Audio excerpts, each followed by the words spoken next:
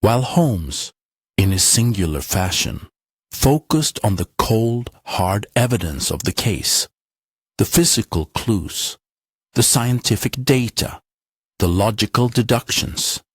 He did not neglect the other, equally important side of the investigative coin, the human element. A crime, he had often remarked, is not merely a collection of facts. It is a story, a drama of passion and motive, of greed and fear. To understand the crime, one must understand the people involved, their histories, their relationships, their secret desires and hidden hatreds. And for this aspect of the investigation, Holmes often turned to me. "Watson," he said, as we sat in our rooms later that day, the grey afternoon light filtering through the window. "Constable Davis and his men will spend the next few hours stumbling about, asking pointless questions and contaminating the evidence. They are, to put it mildly, a distraction. While they are thus engaged, we have a unique opportunity to conduct our own more subtle inquiries. I have a task for you, one for which your natural charm and sympathetic nature are uniquely suited." I confess, I felt a surge of pride at his words. To be entrusted with a specific mission by Holmes was a great honor, a validation of my role as his partner and confidant. "What is it, Holmes?" I asked, eager to be of service. "I want you to talk to the people of this house," he said, his eyes fixed on me with a keen intensity. "Not as an investigator, but as a friend, a concerned observer. The staff, in particular, are a repository of secrets. They see everything, they hear everything. They know the true state of the family's finances, the nature of their relationships, the hidden tensions that lie beneath the surface of their formal, aristocratic lives. Talk to the butler, the cook, the housemates. Let them tell you their stories. Gather the gossip, the rumors, the whispers in the halls. Every great house is a web of intrigue, and I need you to map its threads." It was a task for which I was, I admit, well suited. My medical training had taught me to be a patient and empathetic listener, and my natural disposition was one of quiet curiosity. And so, while Holmes remained in our rooms, poring over a detailed map of the estate he had procured from the library, I embarked on my mission. My first port of call was the butler, Hemlock. I found him in the pantry, polishing the silver with a slow, methodical rhythm, his face a mask of grim professional composure. He was at first reluctant to speak, his answers to my questions clipped and formal, but as I persisted, expressing my profound sympathy for the tragic events that had befallen the household, he slowly began to open up. "A terrible business, sir," he said, his voice a low, mournful whisper. "A terrible business. Mr. Finch was a good man. A bit loud, perhaps, but a kind heart. He did not deserve such a fate." "You knew him well?" I asked gently. "As well as one knows any of the master's guests," he said, his hands never ceasing their slow, circular motion. "He was here for several weeks, studying the plants. A strange passion, if you ask me, but it seemed to make him happy. He spent most of his time in the greenhouse, working late into the night. A secretive man, in his own way. He did not speak much of his work, but I could tell it was of great importance to him." "Did he seem to be in any trouble?" I asked. "Did he have any enemies in this house?" Hemlock hesitated, his eyes darting nervously towards the door. "It is not my place to say, sir," he whispered, "but there were arguments, raised voices coming from the library late at night. I heard him once, arguing with her ladyship. She has a sharp tongue, my lady, and she did not approve of Mr. Finch's enthusiasm for the crimson bloom. She said it was a cursed thing, and that he was tempting fate by disturbing it. This was a significant revelation. A direct conflict between the victim and the cold, imperious Lady Harrington. I pressed him for more details, but he would say no more on the subject. He did, however, speak of the family's financial troubles, of the mounting debts, the mortgaged lands, the slow, inexorable decline of the Harrington fortune.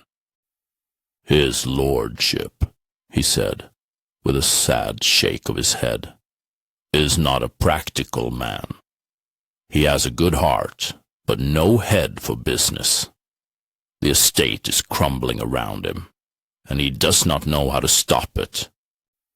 My next interview was with the cook, a large, bustling woman with a kind face and a propensity for dramatic size. She was more forthcoming than the butler, her words a torrent of gossip and speculation. She spoke of Lord Harrington's failing health, of the strange foreign doctors who came and went, their faces grim, their prescriptions useless. She spoke of Lady Harrington's coldness, her pride, her fierce, almost obsessive love for the family name and the crumbling legacy it represented. And she spoke of Miss Eleanor Vance. "A poor, sad creature," she said, wiping her hands on her apron. "An orphan, taken in by his lordship out of the kindness of his heart. But she isn't happy here. She is like a caged bird fluttering against the bars of her gilded prison." She was fond of Mr. Finch, you know. He was kind to her. He would bring her flowers from the greenhouse, and they would talk for hours in the garden. I think she may have had a secret affection for him. This, too, was a vital piece of the puzzle. A possible romantic entanglement, a secret love affair that could be a powerful motive for jealousy and violence. From the cook, I went in search of Miss Vance herself. I found her in the conservatory, a small, glass-enclosed room at the back of the house, filled with wilting ferns and dusty potted plants. She was sitting on a wicker chair, staring out at the wild, overgrown garden, her hands clasped in her lap, her eyes red with weeping. She looked so fragile, so utterly lost, that my heart went out to her. I approached her gently, my voice soft and reassuring. I did not press her with questions, but simply sat with her, offering what little comfort I could. And as we sat there, in the quiet, dusty conservatory, she began to talk. She spoke of her loneliness, of her gratitude to Lord Harrington for taking her in, but also of her fear of Lady Harrington, of her cold, disapproving gaze, her sharp, cutting words. And she spoke of Alistair Finch. "He was my only friend," she whispered, her voice choked with tears. "He was the only one who saw me, the real me. He did not treat me like a child or a charity case. He talked to me about his work, about the stars, about the world beyond these dark, suffocating walls. He gave me hope." "The cook suggested that you had a secret affection for him," I said, as gently as I could. She blushed, a faint rosy color rising in her pale cheeks. I admired him," she stammered. "He was a brilliant man, and a kind one. Is it so wrong to admire a kind man?" "No," I said, "not at all. Did he return your affections?" She hesitated, her gaze dropping to her hands. "I do not know," she whispered. "He was always a gentleman.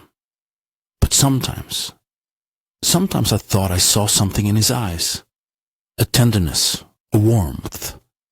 But perhaps I was just a foolish girl seeing what I wanted to see. She then told me something that made my blood run cold. "He was afraid," she said, her voice barely a whisper. The night before he died, he told me that he had made a discovery, a terrible discovery. He said that the legend of the Crimson Bloom was true, but not in the way people thought. He said it was not a curse, but a secret that someone in this house would kill to protect.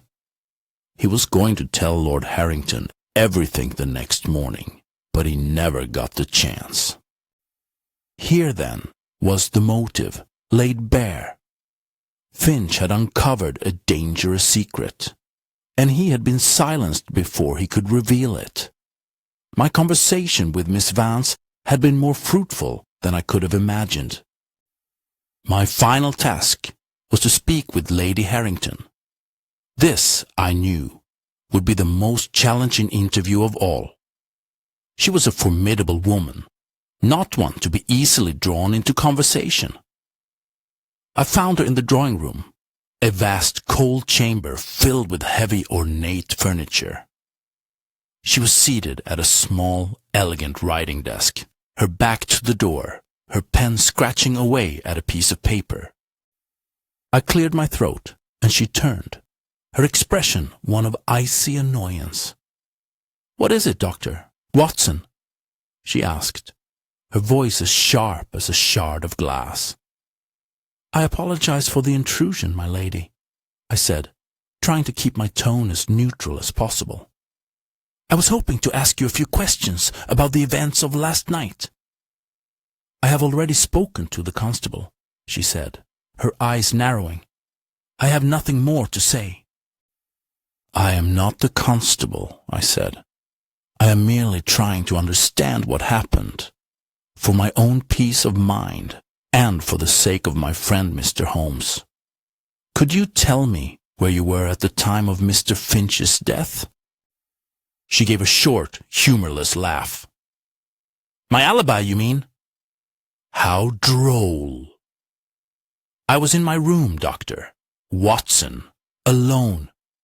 I retired shortly after dinner and did not leave my chambers until I was awoken by that foolish girl screaming this morning. I can offer no proof of this, of course. You will have to take my word for it." Her tone was defiant, almost challenging. She seemed to be daring me to disbelieve her. I pressed on, my resolve hardened by her cold, uncooperative demeanor. "The butler mentioned that you had an argument with Mr. Finch recently," I said. Her eyes flashed with a sudden dangerous fire. "The butler's a gossip and a fool," she snapped. "Mr. Finch was a guest in my house. I treated him with the courtesy that his position demanded. We had a disagreement about his work in the greenhouse. I believe that some things are best left undisturbed. He did not agree. That is all." She turned back to her writing desk, a clear dismissal. The interview was over. I had gotten little from her, save for a confirmation of her conflict with Finch, and a cool, unshakable alibi that was, conveniently, impossible to verify. I returned to our rooms, my mind buzzing with the information I had gathered. I had uncovered a web of secrets and lies, a host of potential motives, financial desperation, a secret love affair, a deadly secret worth killing for. I laid it all out for Holmes, who listened with an intense, unwavering focus, his chin resting on his chest, his eyes closed. When I had finished, he remained silent for a long time, the only sound in the room the ticking of the clock on the mantelpiece. Then he opened his eyes, and they were gleaming with a cold, analytical light. "Excellent, Watson," he said, his voice a low, satisfied hum. "Truly excellent. you have painted a vivid and detailed picture of the emotional landscape of this house. You have given me the why, which is often more elusive than the how. He rose and began to pace the floor, his hands clasped behind his back. So, he said, thinking aloud, we have a family on the brink of financial ruin, a secret romance between the victim and the sad, beautiful ward, a cold, imperious lady who argued with the victim over his research, and a victim who had uncovered a deadly secret and was about to reveal it. It is a veritable feast of motives. He paused and looked at me, a strange, almost triumphant smile on his lips. But you have given me something more, Watson, something you yourself have overlooked, a key contradiction, a single discordant note in this symphony of suspicion. I looked at him bewildered. A contradiction? What is it? Think, Watson, think, he said, his voice sharp with excitement. Lady Harrington, she claims to have been in a room all night, alone. A convenient, yet unverifiable, alibi. But you told me something else. Something you observed this morning, in the greenhouse, just after the body was discovered. I racked my brain, trying to recall the chaotic events of the morning. And then, it came to me. When Lord Harrington fainted, I said, my eyes widening in realization, she knelt beside him. She was chafing his wrists. I thought it was a surprising show of concern. Precisely, Holmes exclaimed, his fist hitting the palm of his hand with a sharp crack. A surprising show of concern from a woman you have described as cold, imperious, and disdainful of her husband. But that is not the contradiction, Watson. That is merely a psychological curiosity. The contradiction is this. You told me that when you awoke this morning, the storm had passed and the ground was wet. And yet, when Lady Harrington knelt on the stone floor of the greenhouse, a floor that was damp and dirty, did she show any concern for her dress? Did she hesitate? Did she place a handkerchief down first? I thought back, my mind's eye replaying the scene. No, I said slowly. She did not. She knelt immediately, without a moment's hesitation. And what does that tell you, my dear Watson? Holmes asked, his eyes gleaming. I'm not sure, I confessed. It tells me, he said, his voice dropping to a low, dramatic whisper, that Lady Harrington is a woman who's not afraid to get her hands dirty, or her knees. It tells me that she is a woman of action, not of words. And it tells me that her alibi, her claim to have been safely tucked away in her room all night, is very likely a lie. For you see, Watson, there was a small, almost unnoticeable, smear of fresh mud on the hem of her dress.